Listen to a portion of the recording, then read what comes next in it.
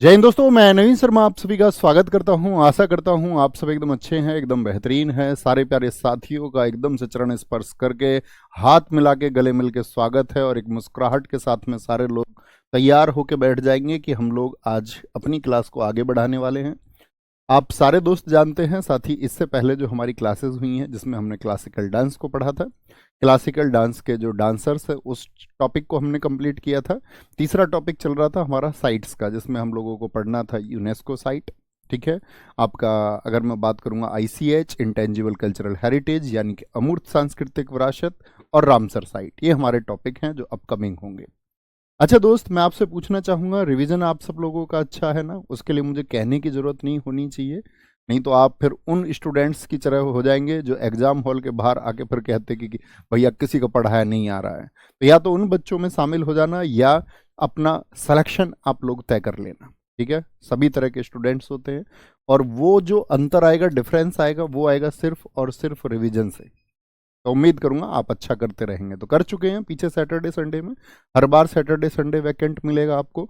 बस आपको क्या करना है कि जो 5 दिन में हमने पढ़ा है उसको अच्छे से रिवाइज करना है। ओके, यूनेस्को साइट आपने देखा होगा, मैं आपको फिर से गाइड कर देता हूँ जो बच्चे नहीं सुन पाए हों मेरी बात को। आपकी जो क्लास होती है, क्लास की वीडियो होती है एप्लीकेशन में, मैं एप्लीकेशन की बात कर रहा हूँ। ऐप में आपकी क्लास होती है, क्लास के नीचे होता है क्या? एक तो होता है वॉच क्लास, एक होता है व्यू पीडीएफ, और एक होता है आपका व्यू पीडीएफ 2। क्या होता है? View PDF 2। व्यू पीडीएफ में क्या होता है, इसमें हैंड रिटन नोट्स आपको मिलते हैं, हाथ से लिखे हुए नोट्स। हैंड रिटन यानी जो क्लास में इसमें आज हुआ है उसका हैंड रिटन जो मिलेगा, आज का, ऑफ टुडे, आज का जो मिलता है वो हैंड रिटन यहां पे मिलेगा। व्यू पीडीएफ 2 में आपको क्या मिलेगा? आज जो हुआ है और नेक्स्ट क्लासेस में जो होगा, नेक्स्ट क्लास का जो होगा वो कंटेंट आपको मैंने यहाँ पर उसको वाइट में कन्वर्ट करके, ताकि आप लोग, बहुत सारे लोग कहते हैं भैया ब्लैक का प्रिंट नहीं निकल पाता है, तो वो प्रिंटेबल फॉर्मेट में, ताकि आप उसको आसानी से प्रिंट करा पाए। लेकिन इसको आपको नोट्स जब बनाओ ना, बस मेरी एक बात सुनना, ये मेरी रिक्वेस्ट है आप सब लोगों से, इसकी जो नोट्स बनाओ, तो क्योंकि मैं जो पिछला कंटेंट था उसको डलवाऊंगा, क्योंकि मुझे तो काम करना होगा उस पर अपडेट करने के लिए, क्लास में आने से पहले देख के उसको मैं करता हूँ अपडेट हमेशा। तो जो नोट्स होंगे इसको जब आप लिखें तो ऐसे मत लिख देना कि ये लाइन आपने लिख दी, हाँ, थोड़ा छोड़ छोड़ के, जगह थोड़ी सी छोड़ना, ताकि कुछ चीज़ें मैं बाद में एंड करवाऊं या कुछ चीज़ें बाद में मैं उसमें आपको लिखने को बोलूं तो आप उसमें शामिल कर पाओ। थम्स अप करें जी भैया, समझ गए? हर पेज पर जो हम नोट्स बनाएंगे, नोट्स बनाने का नियम याद रख लो, पेज के लगभग 70% एरिया पर ही लिखा करो, नीचे का 30% छोड़ना है। ठीक है, और ऊपर भी एकदम से हौच पौच करके मत लिख देना, घुचड़ पुचड़ बोलते हैं जिसको, मतलब थोड़ा थोड़ा स्पेस रखा करो। ओके, बात क्लियर है? ये हमेशा आपको अपनी कोर्स को खत्म करने तक इन चीज़ों का ध्यान रखना है, तो आसानी रहेगी। नहीं तो आप हमेशा क्या होंगे, हर बार एक नई कोर्स के लिए कोर्स खरीदते रहेंगे, हर बार नए नोट्स बनाते रहेंगे, उससे बचना है। एक कोर्स काफ़ी होता है और उसके बाद में फिर अपना यूट्यूब वगैरह से प्रैक्टिस करो, रिवीजन करो अच्छे से। चलें, ठीक है बॉस, तो शुरू करते हैं आज की क्लास को। हम कितनी साइट पढ़ चुके थे यूनेस्को की, जरा बताना।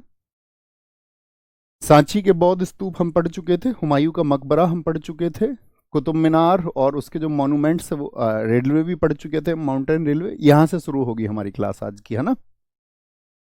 बोध गया का महाबोधि मंदिर कहां पर स्थित है? बिहार में। बोध गया आप जानते हैं ना, बिहार में है। सबसे इंपॉर्टेंट फैक्ट इसका ये है कि ये क्यों चर्चित है, क्योंकि यहां पर महात्मा बुद्ध जी को क्या हुआ था, ज्ञान प्राप्त हुआ था, उनको नॉलेज हुई थी।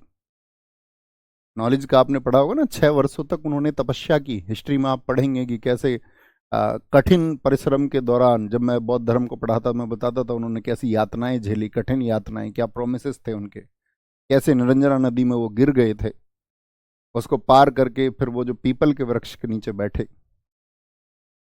जब वहाँ के ग्राम प्रधान के जो सुजाता थी उसके हाथों की खीर उन्होंने खाई, उसके बाद में मोक्ष प्राप्त हो गया, ज्ञान प्राप्त हो गया, एनलाइटन हो गए, बुद्ध कहलाए।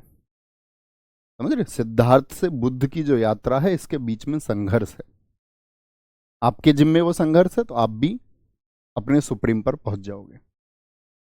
तो कहने का मतलब है, यहां से क्वेश्चन पूछा जाता है कि महात्मा बुद्ध को जब ज्ञान प्राप्त हो गया, बोध गया का जो महाबोधि मंदिर है, यहां पर है आपका साथी अनिमेष लोचन, एक आइडल है, मूर्ति है।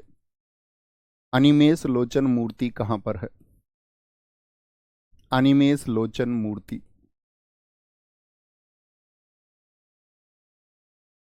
अभी अनिमेष लोचन मूर्ति क्या है? दरअसल में जब महात्मा बुद्ध जी को ज्ञान प्राप्त हो गया था, तो उसके बाद में आपको जानकर के हैरानी होगी कि लगभग एक सप्ताह तक वो बोले नहीं, बस खड़े रहे एक जगह। और जिस मुद्रा में, जिस स्टेट में वो खड़े थे, उसी स्टेट में उनकी एक मूर्ति बनाई गई है, एक आइडियल बनाई गई है। उसी आइडियल को कि ये इस अवस्था में खड़े रहे थे लगभग एक सप्ताह, एक आराम से एक ही जगह बिना कुछ बोले। और उसके बाद उन्होंने तय किया था कि अब जो मैंने सीखा है अब वो मुझे बोलना है। तो उसके बाद में वो फिर सारनाथ गए, जहां उन्होंने धर्मचक्र परिवर्तन किया, उन 5 ब्राह्मणों को उपदेश दिया जो उनका साथ छोड़ के चले गए थे, है ना। भीमबेटका की गुफाएं कहां पर स्थित हैं? मोस्ट इंपोर्टेंट, हिस्ट्री के लिए भी, स्टैटिक जीके के लिए भी। ये विंध्या जो साथी आपका, क्या बोलोगे, जो विंध्या रेंज है,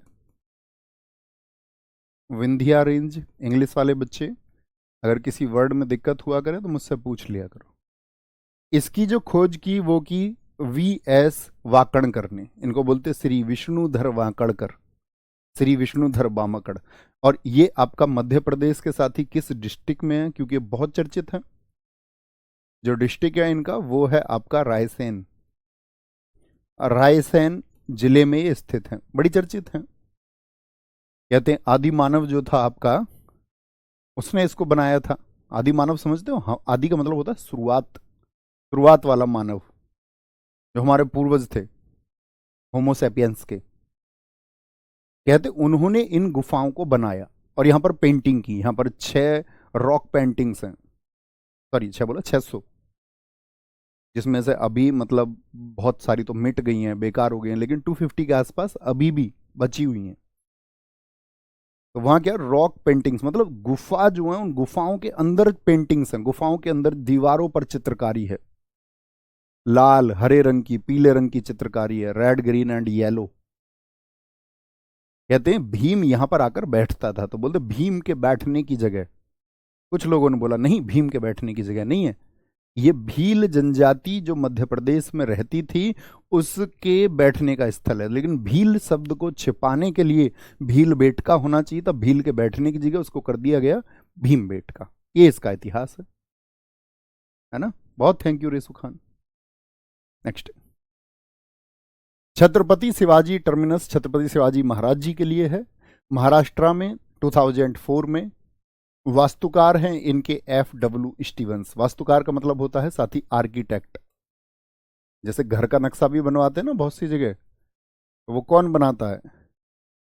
जो आर्किटेक्ट होता है, यानी कि जिसको वास्तुकला का ज्ञान है, जिसको आर्किटेक्चर की नॉलेज है। तो छत्रपति शिवाजी टर्मिनस कहां पर है? सिर्फ इतना याद रखना, महाराष्ट्र में। याद रखना छत्रपति शिवाजी टर्मिनस आपका एक वर्ल्ड हेरिटेज साइट है या नहीं है? जी भैया है। क्वेश्चन ऐसे भी पूछा जाता है साथी, निम्नलिखित में से कौन सी वर्ल्ड हेरिटेज साइट नहीं है?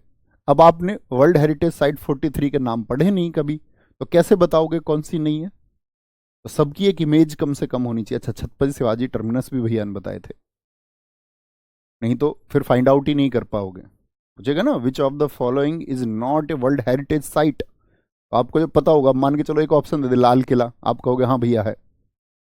आपसे पूछ ले धौलावीरा, हाँ भैया है।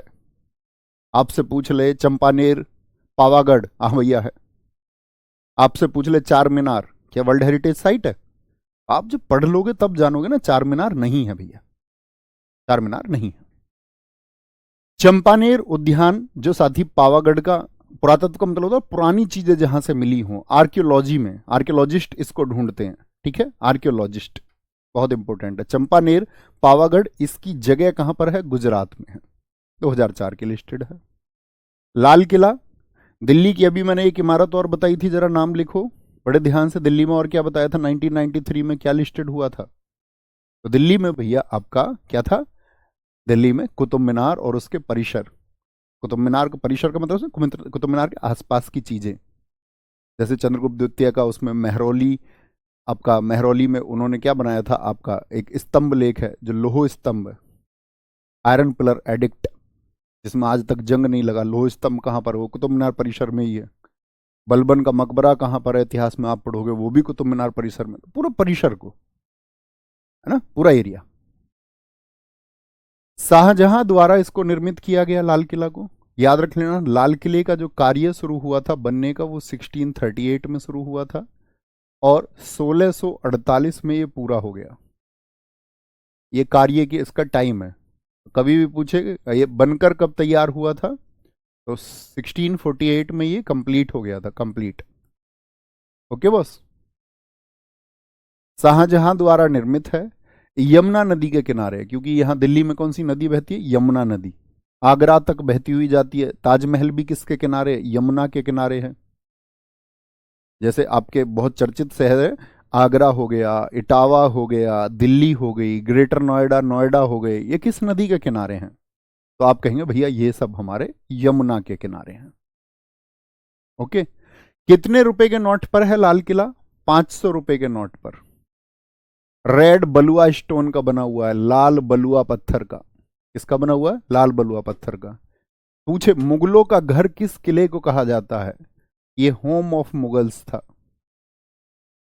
होम ऑफ मुगल्स, मुगल परिवार रहता कहां पर था, दिल्ली में। जब ये लोग आ गए थे तो मुगलों का घर किस किले को कहा जाता है, मुगलों का घर।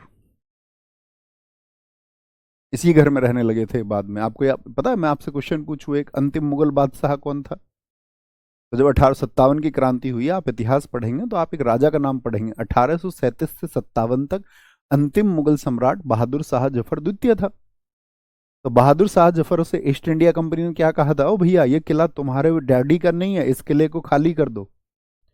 इसीलिए फिर ये क्रांति में शामिल हुए, यार हमसे तो हमारा घर ही छीना जा रहा है ना। बेटा पढ़ाई पे ध्यान लगाओ, सर जी क्लास में कितने बच्चे लाइव हैं, बेटा सिलेक्शन से दूर हो जाओगे। रिक्वेस्टिंग टू यू, क्लास के शुरू में बोला ना चरण स्पर्श, इसका मतलब है अगर एक टीचर आपके चरण स्पर्श करने को तैयार है तो आपको कामयाब देखना चाहता होगा। अपने माँ बाप के पैसे, उनकी भावनाएं और अपने भविष्य को यूं बर्बाद मत करो। यहां पर देखो, इसे शाहजहां की राजधानी शाहजहानाबाद के महल किले के रूप में बनाया गया और सलीमगढ़ का किला इसी लाल किले में है। कोई दिक्कत। जंतर मंतर कहां पर, कौन सा वाला जंतर मंतर, जंतर मंतर कई जगह पे है, लेकिन जंतर मंतर कहां वाला, जयपुर का भैया, यूनेस्को की वर्ल्ड हेरिटेज साइट है।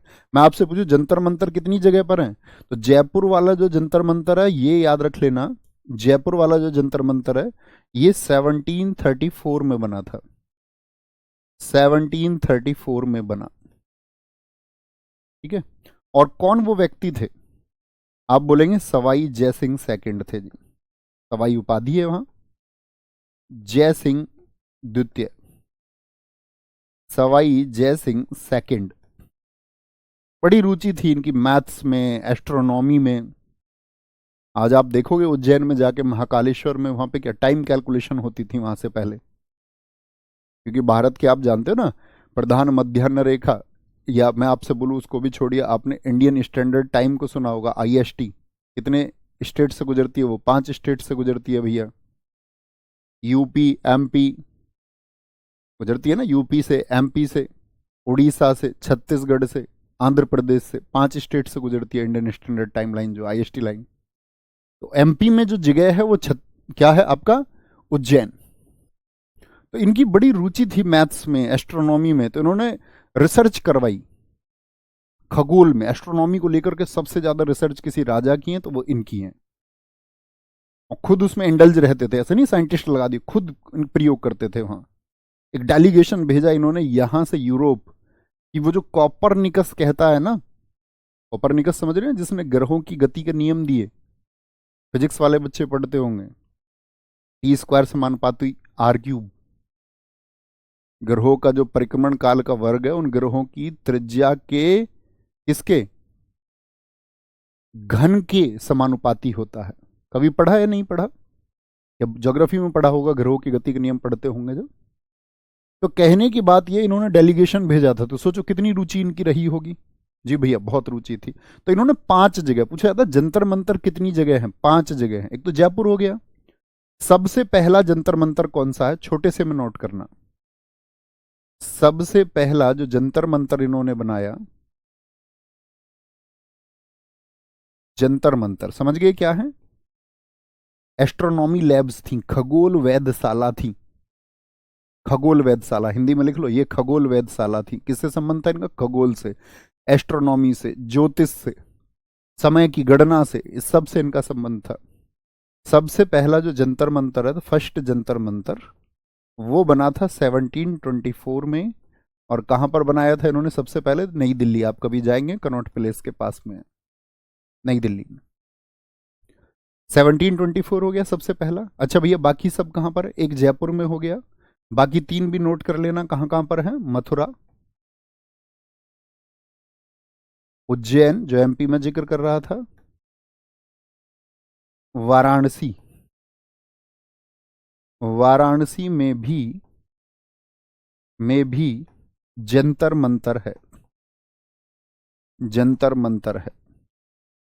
तो कुल कितनी जगह आंसर करेंगे? जंतर मंतर आपसे पूछा जाएगा कितनी जगह पर है। क्या थी भैया? ये आपका एस्ट्रोनॉमिकल लैब थी, खगोल वेधशाला, खगोल वेधशाला थी, खगोल वेधशाला। बता पाएंगे? जी भैया आगे चलेंगे, छोटी सी बात थी। नेक्स्ट, पश्चिमी घाट कहां पर है? पश्चिमी घाट मैंने आपको समझाया था, जहां भारत का नक्शा सबके पास लगाया, सबने नक्शा, मैंने आपसे बोला था। मान लोगे तो ठीक है, नहीं मानोगे तो आपकी मर्जी। अरब सागर वाला जो ये क्षेत्र है, इसको पश्चिमी घाट बोलते हैं। महाराष्ट्र से शुरू होता है, फिर आपका इधर तमिलनाडु, इधर केरल, यहां पर गोवा, और इससे ऊपर कर्नाटक। पश्चिमी घाट क्या आपका यूनेस्को की साइट है या नहीं है? जी भैया है। राजस्थान के पहाड़ी दुर्ग 2013 में चिन्हित हुए, महत्वपूर्ण है।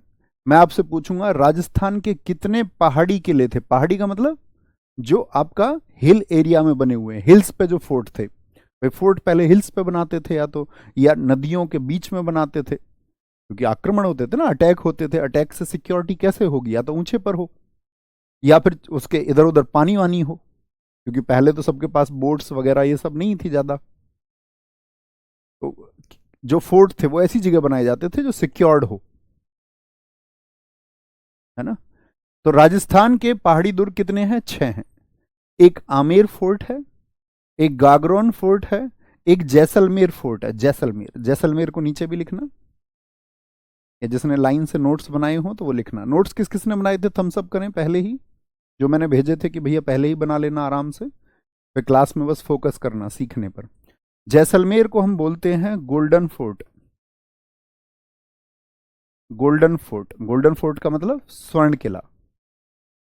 यानी जब सूर्य की किरणें निकलती हैं और इस पे पड़ती हैं, तो इसके पत्थर में इतनी ज्यादा चमक है कि ऐसे लगता है कि सोने की बनी हुई दीवारें हैं, गोल्डन वॉल्स है। तो गोल्डन फोर्ट किसको बोलते हैं? जैसलमेर को बोलते हैं, जो राव जैसल ने बनवाया था। सभी बच्चे थम्स अप कर रहे हैं, जी भैया हमने बना लिए थे, बहुत थैंक यू, सैल्यूट। तो किसने बनवाया था स्वर्ण किला? राव जैसल ने बनवाया था। लेकिन एक क्वेश्चन आता है स्वर्णगिरी किला, तब मत कर देना इसको। स्वर्णगिरी किला वो जालोर फोर्ट है। अगर सिर्फ स्वर्ण किला पूछे, या आपसे पूछेगा स्वर्णगिरी, और गिरी आ गया, गिरी का मतलब होता पर्वत, आपसे पूछ ले गोल्डन माउंटेन फोर्ट कौन सा है, तो गोल्डन माउंटेन वो जालोर है। तो कभी गलत नहीं करना है, ओके। चित्तौड़गढ़, चित्तौड़गढ़ को नोट करिए। सबसे ऊंचा किला कौन सा है हिंदुस्तान का? चित्तौड़गढ़, इसको बोलना हाईएस्ट फोर्ट है, सबसे ऊंचा किला। सबसे ऊंचा किला लिखिए, हाईएस्ट फोर्ट ऑफ इंडिया। इससे ऊंचा कोई किला नहीं है भारत में। हाईएस्ट फोर्ट है, सबसे ऊंचा किला है, हाईएस्ट है। तो भैया अगर ऊंचा है तो कितना ऊंचा है? 180 मीटर है हाइट है इसकी, 180 मीटर। 180 मीटर को फीट में आप कन्वर्ट कर सकते हैं। देखो कभी भी आपको मीटर याद हो किसी चीज के, और मीटर को फीट में बदलना हो तो 3.3 का मल्टीप्लाई करना है ना। 1 मीटर में 3.3 फीट होते हैं, इसमें मल्टीप्लाई करोगे 54 हो गया, और 180 का लगभग 60 हो गया। तो लगभग अगर आप देखोगे 590 के आसपास, 590 से 600 के बीच में एक वैल्यू आएगी जो फीट में होगी। चित्तौड़गढ़ हो गया। कुंभलगढ़ चीन की दीवार के बाद में दूसरी लंबाई है। पुराने छात्रों से पूछूंगा बताओ कितनी लंबाई है। भैया इसकी 36 किलोमीटर लंबाई है, किले की, दीवार की। इतना बड़ा किला है। महाराणा प्रताप जी का बचपन इसी किले में बीता था, यहीं पे घोड़ा दौड़ाते थे वो।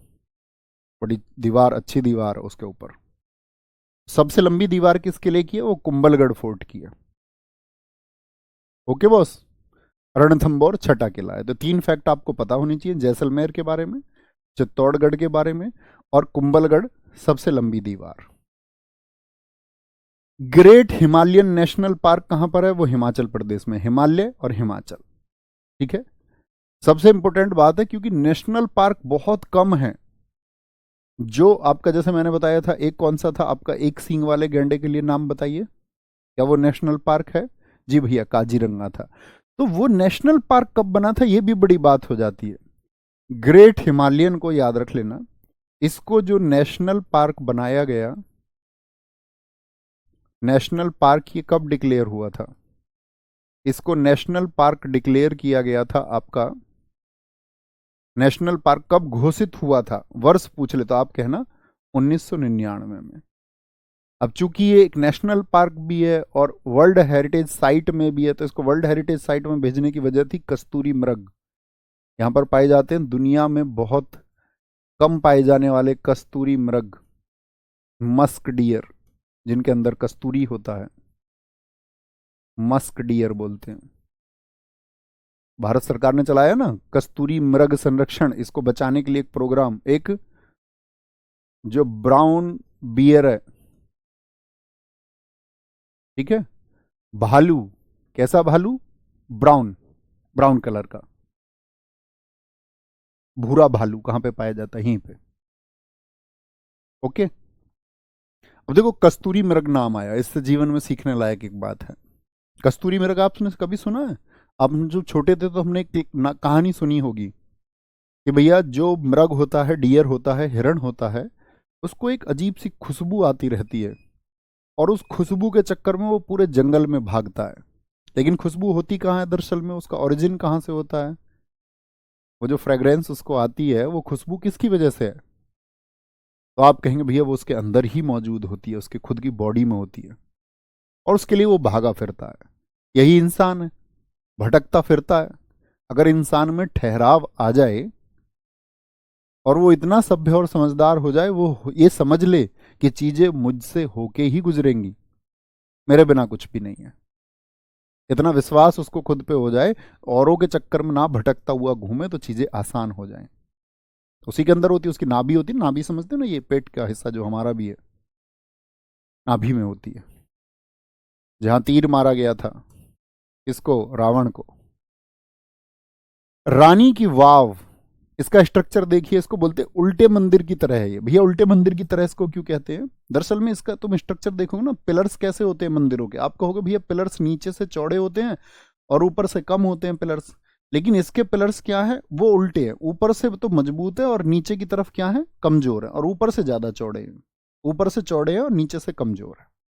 तो भैया उल्टे मंदिर की तरह है। कौन सी वर्ल्ड हेरिटेज साइट? रानी की वाव। कितने रुपए के नोट पर है रानी की वाव? याद है ना, नए नोट आए थे 100 रुपए वाले, सन 2018 में आए थे नए नोट, 2018 में। तो भारत सरकार ने क्या किया, उस पर रानी की वाव का साइन लगाया। किसने बनाया था? सोलंकी वंश के द्वारा निर्मित है, और यहां पर एक क्वीन थी, उनका रानी का नाम था उदयामती।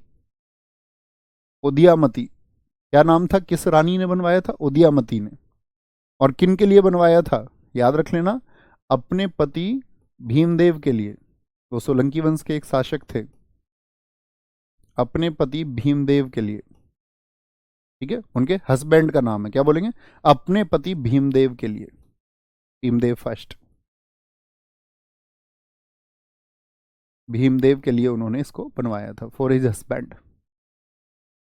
अब क्योंकि एक रानी ने इसको बनवाया तो कई बार एग्जाम में रानी की वाव ना लिख करके, वाव का मतलब होता है वावड़ी, वावड़ी का मतलब यहां पानी भरा जाएगा, कुआ है एक पानी का और उसमें सीढ़ियां होती थी उतरने की, उतरने की सीढ़ियां और इस पानी में जाओगे नहाने। जैसे दिल्ली तुम कभी जाओगे, दिल्ली में भी यहाँ चांदनी चौक के पास में खारी बावड़ी, बावड़ी का मतलब क्या, पानी के जमा होने का स्थान। तो इनके तो वो स्विमिंग पूल वगैरह हुआ करते थे। तो रानी की वाव, वाव का मतलब एक कुआ है और उसमें सीढ़ियां हैं, तो इसीलिए उसको बोलते हैं स्टेप। सीढ़ी को क्या बोलते हैं, स्टेयर्स बोलते हैं ना, स्टेप भी बोलते हैं चढ़ाई। और वेल माने कुआ, स्टेप वेल ऑफ क्वीन। तो कई बार एग्जाम्स में डीएसएसबी के एग्जाम में पूछा गया था क्वीन ऑफ स्टेप वेल कहाँ है। अब किसी ने सोचा होगा यार नया सा नाम है, जिसने थोड़ा सा ध्यान दे दिया होगा वो समझ गया होगा। क्वीन मतलब रानी और स्टेप वेल, वेल माने कुआ, कुआ मतलब वाव, पानी को बोलते वावड़ी को, समझ रहे होगे, बावड़ी। तो क्वीन ऑफ स्टेपवेल किसको कहा जाता है, रानी की वाव को कहा जाता है। कहां पर है, गुजरात के पाटन जिले में है। पाटन, जब आप इतिहास पढ़ोगे और राजा भीमदेव का नाम आप पढ़ोगे, कहां पर पढ़ते हैं पता है, जब मोहम्मद गोरी का आक्रमण होता है, तो मोहम्मद गोरी आप पढ़ेंगे तो आप पढ़ेंगे 1178 में मोहम्मद गोरी ने गुजरात के पाटन पर आक्रमण किया। हुआ क्या था वहां पर, रानी नायिका देवी ने क्या हाल किया था बताओ। भैया ऐसी तलवार चलाई थी मोहम्मद गोरी के, बस तुम समझ जाओ मोहम्मद गोरी के गलत जगह तलवार लग गई थी। और ये हकीकत है, ऐसे नहीं कि मैं ऐसे मजे में बोल रहा हूँ, इतिहास में ये आपका दर्ज है। और उसके 13 साल बाद तक मोहम्मद गोरी नहीं आया, फिर आया 1191 में पृथ्वीराज चौहान जी से लड़ने। ये वही आपका वंश है, सोलंकी वंश, जहाँ की रानी थी नायिका देवी अपने बच्चों के, क्योंकि उनके हस्बैंड एक्सपायर हो गए थे, तो अपने बच्चे 4-4 साल के बच्चे थे, मूलराज 4 साल के थे, उनको बचाने के लिए लड़ रही थी। ये उस वंश का ये आपका वेल है, मतलब कुआ है।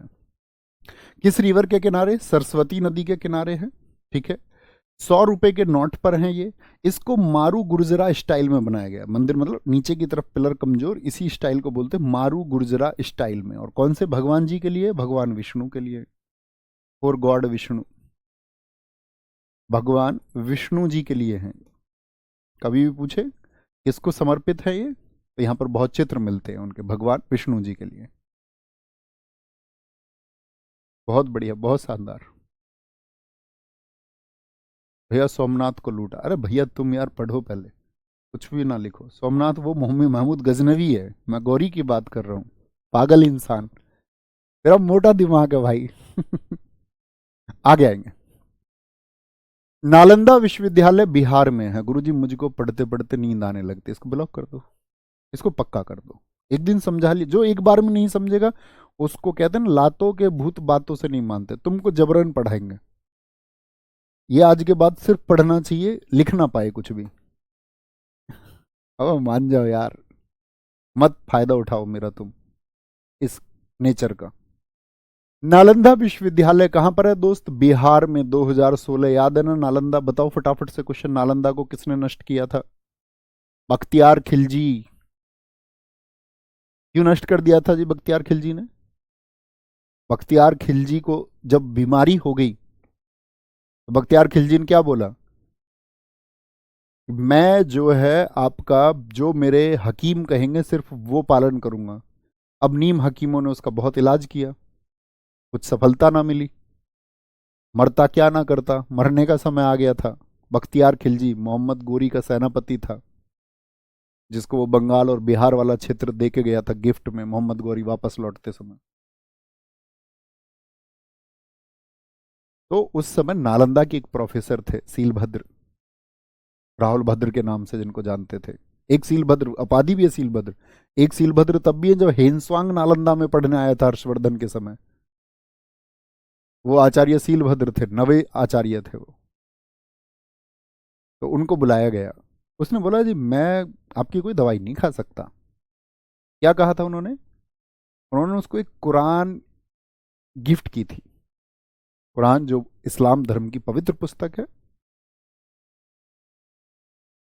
तो उन्होंने उसको गिफ्ट करने के लिए बोला कि भाई तुम गिफ्ट करो इसको। और उसमें उन्होंने क्या किया, दवाई पर लेप लगा दिया, और लेप किया तो शरीर से स्पर्श हुई उनके, जब उन्होंने पन्ने पलटे किसी भी तरह से, और ऐसी चमत्कारी दवाई थी कि बख्तियार खिलजी ठीक हो गया। तो कहते उसने ठीक होने के बाद में इतनी ईर्ष्या उसको हुई कि इतनी नॉलेज एक पर्सन को कैसे हो सकती है। उसने बोला जी नालंदा में प्रोफेसर है। वो लोग तो एक टीचर पे 5 बच्चे होते हैं, वहां पर 10,000 बच्चे होते हैं, 2,000 टीचर हैं वहां पर। भारत को बढ़ाने के लिए शोध चल रहे हैं, खत्म कर दो। आग लगा दी गई। लगभग 1.5 लाख पुस्तकें थी, कई महीने तक जलती रहीं। भारत के इतिहास का सबसे बड़ा काला दिन है वो। भारत के ज्ञान की परंपरा को खत्म किया गया।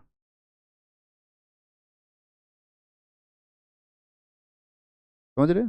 फिर बाद में किसने, बताओ मुझे फटाफट से, इसका ये तो खत्म करवाया। अब तो गवर्नमेंट ने फिर से इसको अभी कुछ टाइम पहले, कुछ महीने पहले रिनोवेट कर दिया है फिर से नालंदा को। अब तो वहाँ पे लाइब्रेरी वगैरह फिर से सेटअप बनाया जा रहा है। ये बिहार में जो नालंदा है, राजगीर के पास में पड़ता है। अच्छा मुझे आप ये बताइए कि एक क्वेश्चन और है मेरा, नष्ट किसने किया? बख्तियार। बनवाया किसने था नालंदा को?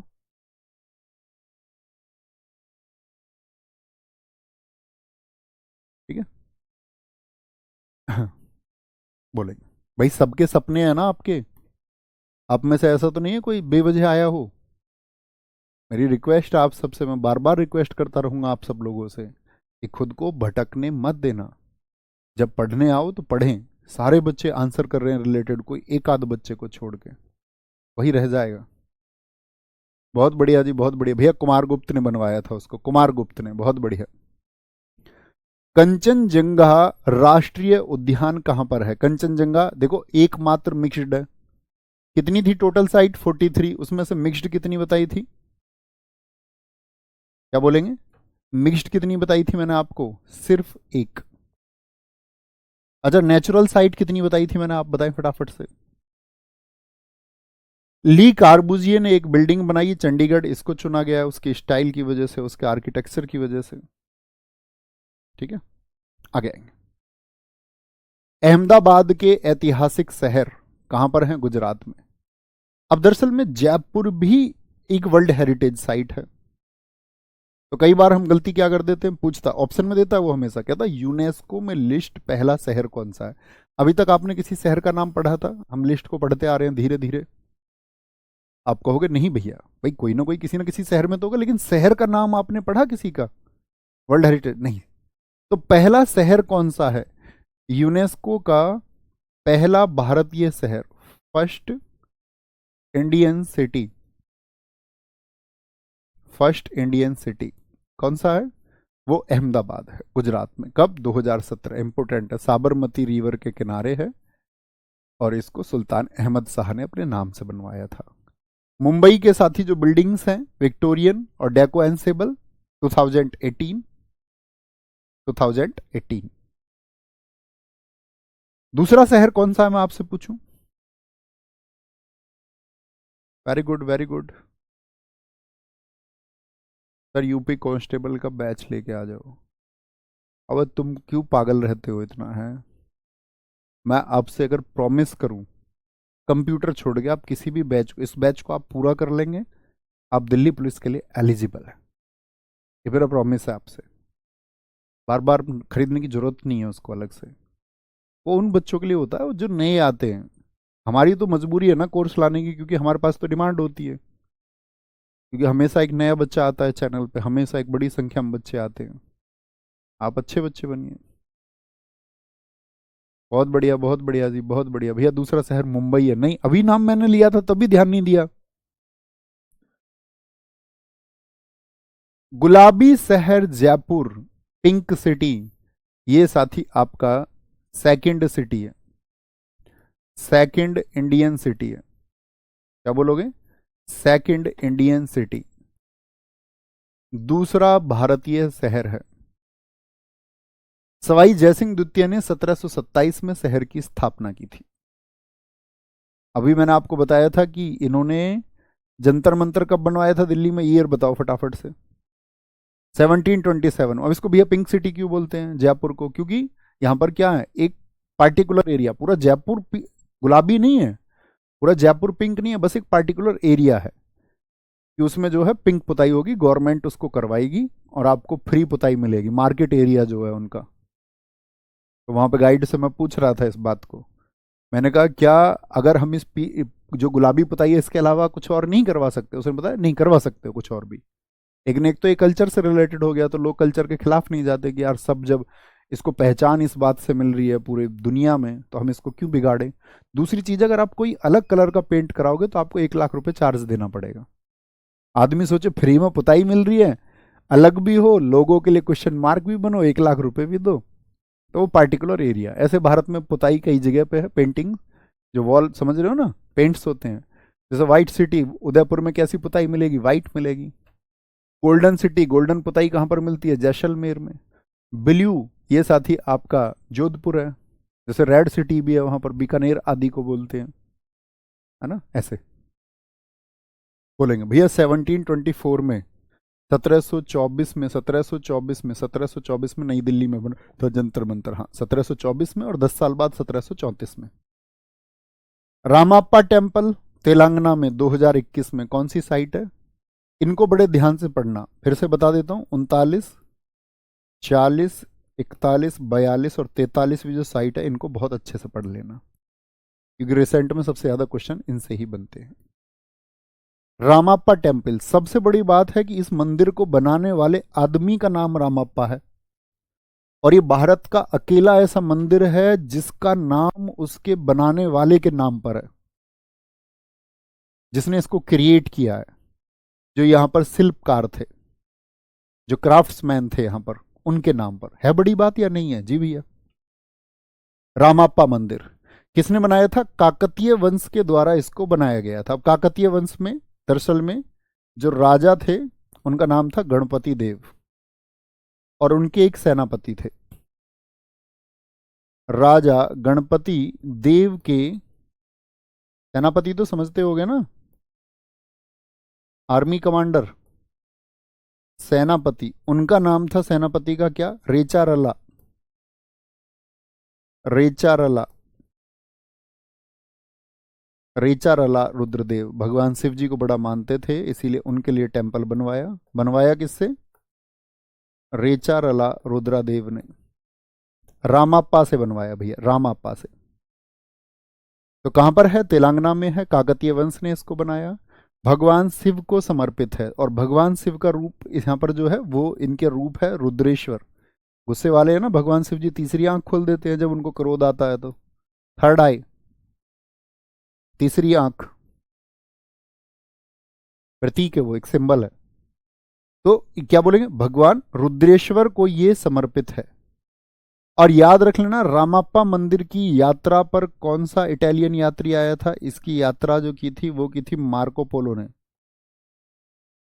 मार्को पोलो इतना प्रभावित हो गया था इस मंदिर को देख करके, थे उसने कहा था कि सारे मंदिरों की आकाश गंगाओं में सबसे चमकता तारा वो रामाप्पा मंदिर है। The most shining star in the milky way of temples, the most shining star in the milky way of temples. मंदिरों की आकाश गंगाओं में सबसे चमकता तारा, यानी कि मंदिरों में सबसे बेहतरीन मंदिर किसको कहा? या पूछते हैं मार्को पोलो ने किस मंदिर की प्रशंसा की थी? या पूछे क्वेश्चन आपसे, मार्को पोलो ने एक मंदिर की प्रशंसा की थी, वह यूनेस्को का एक विश्व विरासत स्थल भी है, वह यूनेस्को की एक वर्ल्ड हेरिटेज साइट भी है, तो वह कौन सा मंदिर है? आपको समझ जाना होगा, है ना? एक बच्चा यूनेस्को का फुल फॉर्म पूछ रहा है। बुद्धू, क्लास को शुरू से किया करो, फैमिली को कितनी उम्मीदें हैं तुमसे, और तुम कैसे हो घनचक्कर, बीच बीच में से क्लास देखते हो। आज कोई लाइव आए हो, आज की क्लास लाइव नहीं करनी, शुरू से पहली क्लास से करते हुए आओ। देखो एप्लीकेशन में सबसे पहली क्लास कौन सी अपलोड है, उससे किया करो हमेशा, पगलू हो। धौलावीरा 40वीं साइट है गुजरात में। यहां से क्या मिला था हमको? इतिहास में आपने पढ़ा होगा, इंडस वैली सिविलाइजेशन में एक वाटर मैनेजमेंट सिस्टम कहां से मिला, बड़ा पूछा जाता है। एक उन्नत जल व्यवस्था, तो उन्नत जल व्यवस्था, हम तुम लोग तो पानी को इतना ध्यान नहीं देते, कैसे स्टोर होगा, रीस्टोरेशन कितना होगा, लेकिन उस टाइम से ये व्यवस्था थी। क्या बोलोगे? एक क्या था? Water management system, water management system.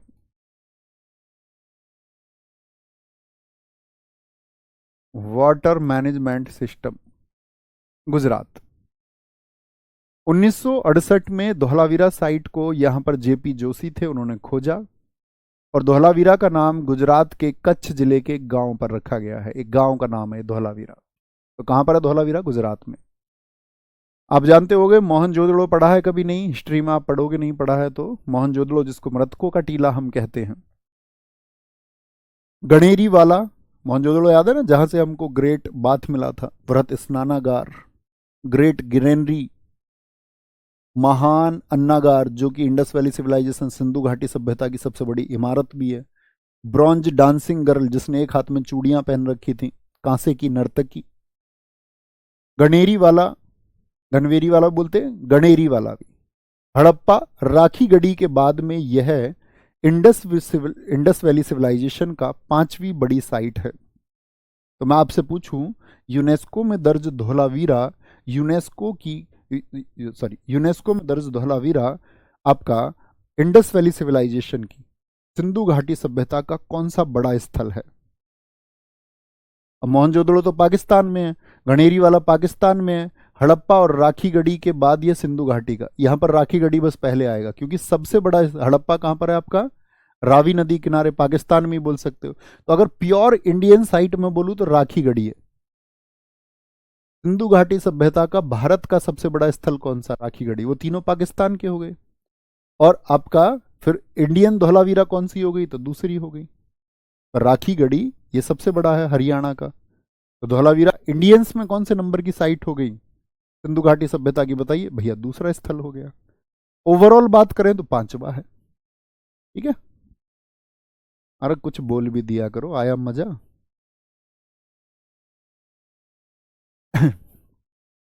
बहुत बढ़िया, बहुत बढ़िया, बहुत शानदार। बहुत स्वागत है दोस्त, भैया मैं नालंदा से ही पढ़ रहा हूं। बहुत स्वागत है। शांति निकेतन, शांति निकेतन, इसकी स्थापना रविंद्रनाथ टैगोर ने की। दरअसल में परंपरा तो इनके पूर्वज यहां पहले से रहते थे। जैसे आप देखोगे द्वारका नाथ टैगोर, वो वहां के जमींदार थे और जमींदारी के लेकर के उन्होंने ईस्ट इंडिया कंपनी से लड़ाई भी लड़ी। लेकिन चर्चित रविन्द्रनाथ टैगोर जी ने किया, क्योंकि यहां आकर के इन्होंने ब्रह्मचर्य को अपनाया एक लंबे समय तक और उसका पालन किया। और यहां पर एक संस्था और याद रख लेना, रविन्द्रनाथ टैगोर जी ने 1921 में विश्व भारती की स्थापना की थी। ये बड़ा पूछा जाता है, विश्व भारती को कब स्टैब्लिश किया था? 1921 में विश्व भारती को स्टैब्लिश किया, विश्व भारती स्थापित किया। और दरअसल में तब ये आज तो यूनिवर्सिटी के रूप में, ये उस टाइम पे यूनिवर्सिटी नहीं थी, बस एक स्थल था। लोग यहाँ पर आते थे, ये उनको गाइड करते थे जीवन के बारे में। क्योंकि अंततः तो आप सब लोगों को जीवन का मूल्य समझ में आना चाहिए ना, बाकी दुनिया की चीजें तो बाद में है। कितने भी कामयाब हो जाओ, लेकिन जीवन का मूल्य ना समझते हो तो कोई अर्थ नहीं है। तो इन्होंने विश्व भारती को स्थापित किया और 1951 में इसको यूनिवर्सिटी के रूप में एक टाइटल मिला था, 1951 में। पश्चिम बंगाल के वीरभूम जिले में स्थित शांति निकेतन, जिसका अर्थ है निकेतन का, निकेत का मतलब होता है घर, हाउस, शांति का निवास, जिसका विकास 1901 में शुरू हुआ। यहीं पर रविन्द्रनाथ टैगोर ने विश्व भारती विश्वविद्यालय की नींव रखी। कब रखी थी विश्वविद्यालय की नींव? 1921 में। विश्व भारती, कोई दिक्कत तो नहीं है बॉस? छोटी सी बात है, याद रखेंगे। मैंने बोला कि रिसेंट की जो भी साइट है, अगर उससे कोई क्वेश्चन पूछा जाएगा वो आपको आना चाहिए। रिसेंट, रिसेंट से मतलब है कि जो आपका सबसे बाद में जो लिस्टेड हुई है। ठीक है जी, बहुत बढ़िया। तो कहां पर है? वीरभूम डिस्ट्रिक्ट में है, आपका वेस्ट बंगाल में है। और क्या है इसका नाम? शांति निकेतन। पश्चिम बंगाल वालों, तुम तो जानते होगे बच्चे जितने भी वेस्ट बंगाल के हैं। होयसल मंदिर, होयसल टेम्पल, अगर मैं बात करूं पिछले साल एसएससी हो या कोई भी कमीशन हो, उसने सबसे ज्यादा क्वेश्चन यहां से पूछे हैं, होयसल टेम्पल से, क्योंकि रिसेंट की यही थी। होयसल मंदिर कहां पर है? कर्नाटका में है, 2023 में लिस्टेड हुए। कितने मंदिरों का समूह है? जैसे पिछले वर्ष एसएससी सीजीएल ने एक क्वेश्चन पूछा कि होयसल टेम्पल में शामिल नहीं है अब आपको तीन के नाम नहीं पता, ना तो आप बेलूड़ जानते, ना आप हेलोबिडा जानते, ना आप आपका सोमनाथपुरा जानते, तो कैसे चुनते? अब बच्चों ने तो इतना पढ़ रखा था, होयसल मंदिर एक नई साइट है, ज्यादा से ज्यादा याद कर लिया, होयसल कर्नाटक में है, इसीलिए मैं कहता हूं नहीं, बहुत अच्छे से बार बार मत पढ़िए, एक बार अच्छे से पढ़िए। होयसलों की पवित्र मंडली, क्या बोलोगे? ये मंदिर कर्नाटक के हसन और मैसूर, हसन डिस्ट्रिक्ट का नाम है, हसन और मैसूर डिस्ट्रिक्ट में बेलूड़, हालोबिड और सोमनाथपुरा में स्थित है। तो इन चार के अलावा कोई भी नाम आएगा आप उसको मतलब आइडेंटिफाई कर सकते हैं ना कि भैया ये नहीं है, तीन थे बस।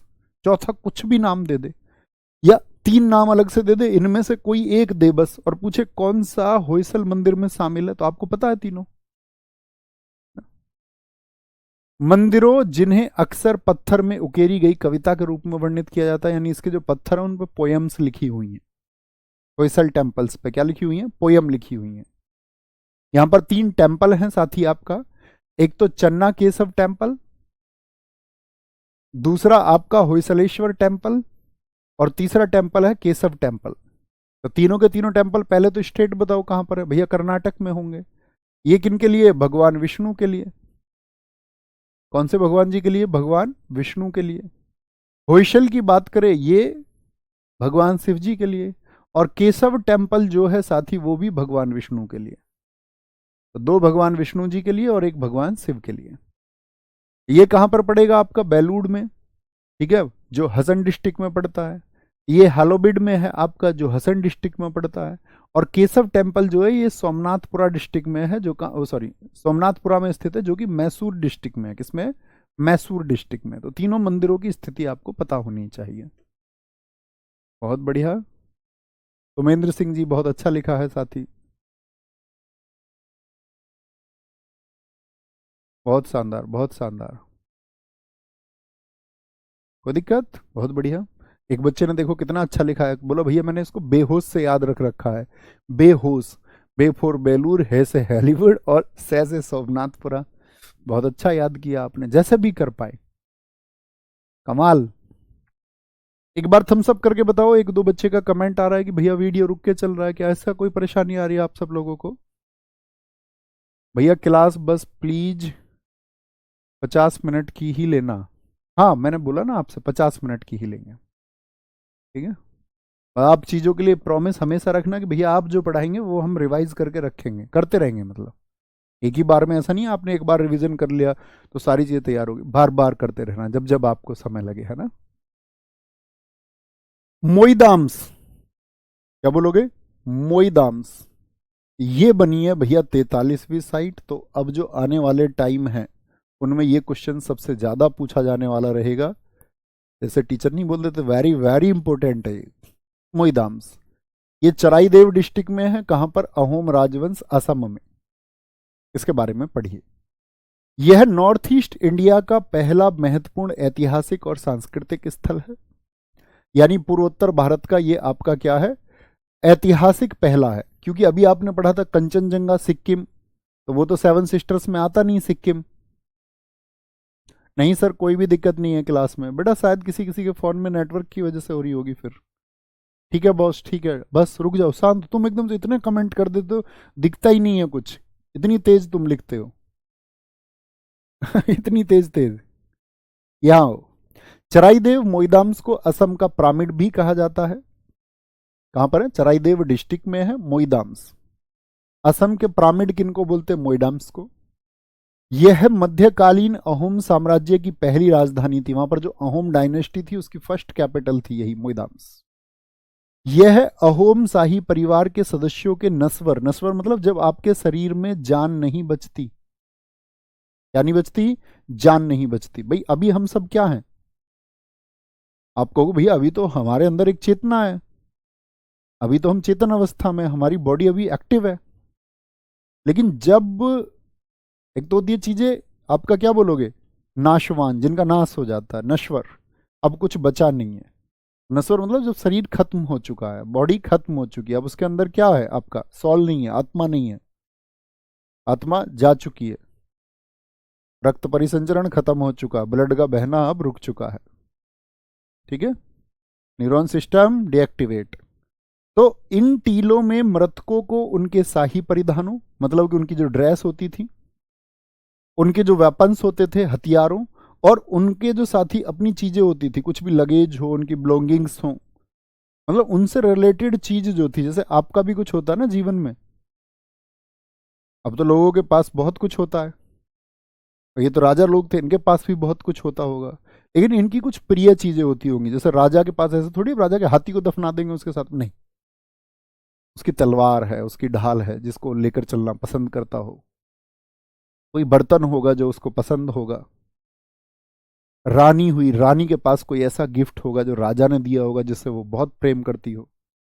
तो इस तरह की चीजें।